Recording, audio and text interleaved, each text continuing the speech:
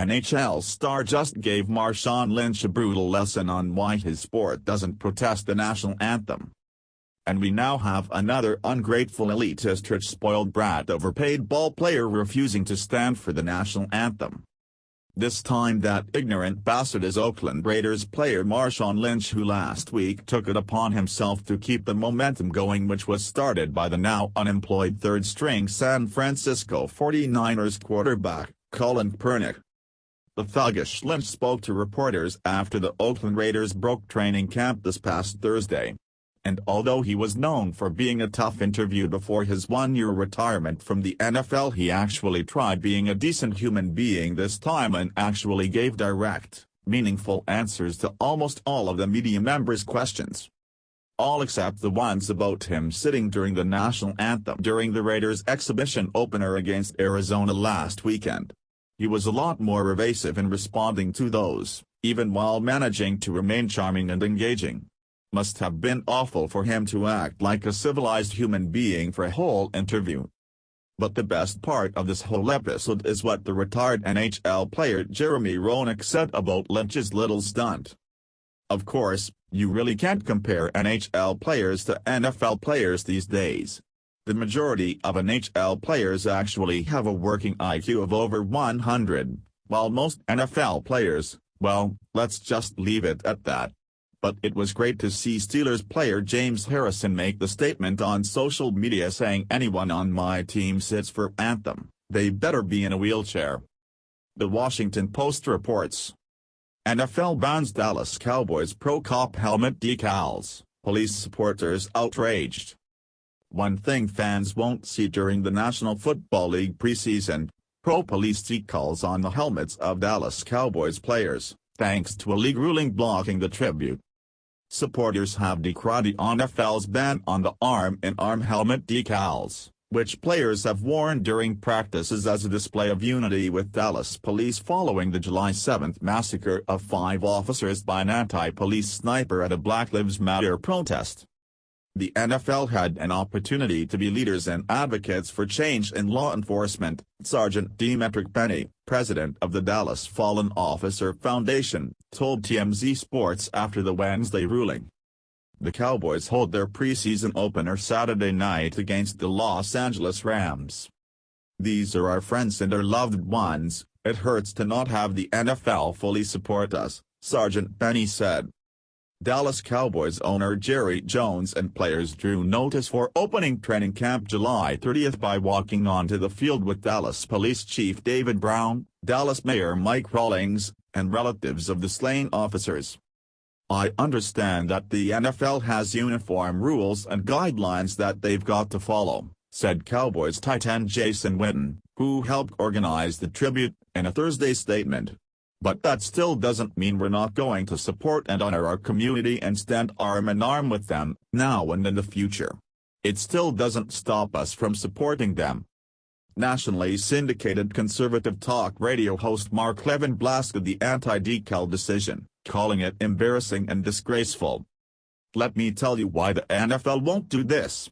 Anyone have a guess? I have a big guess, because they don't want any trouble from the leftists.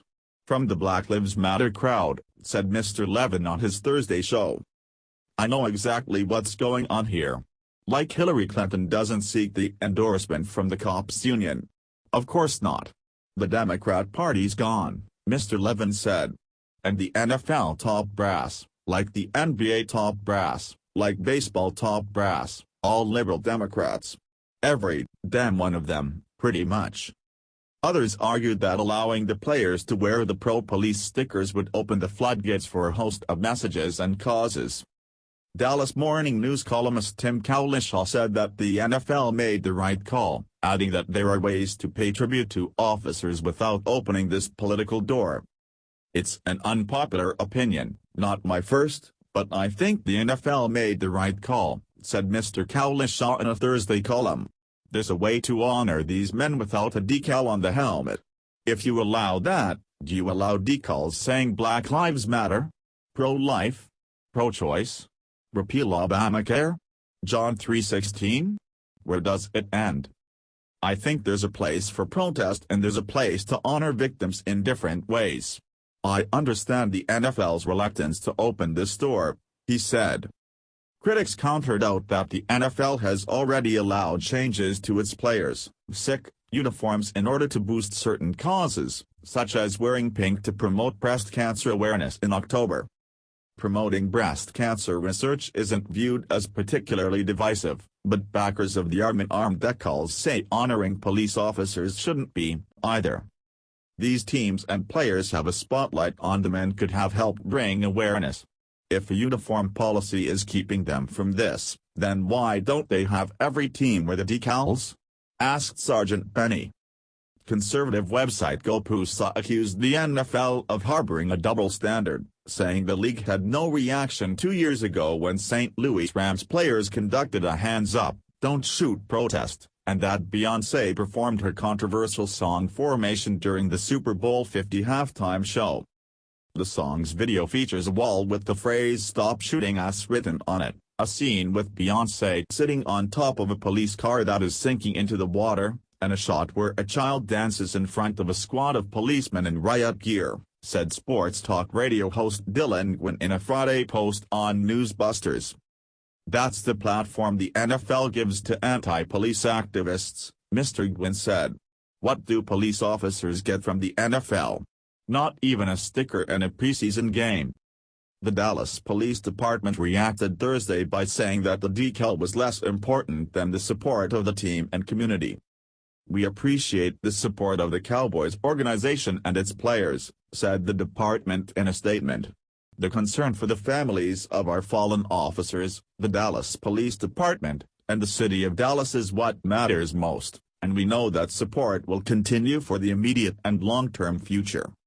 The only way this scrap will stop is when the NFL gets tough and hits these thugs where it hurts.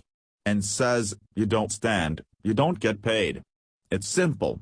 Just like the NFL told the Dallas Cowboys last year that they couldn't wear a sticker on their helmets honoring the 5 dead police officers in the Dallas attack by a BLM sympathizer, they can tell their paid employees to stand for our national anthem. Please share if you will boycott the NFL until this disrespect stops. Thanks for watching. Please subscribe Breaking News 365 channel. Goodbye and see you again.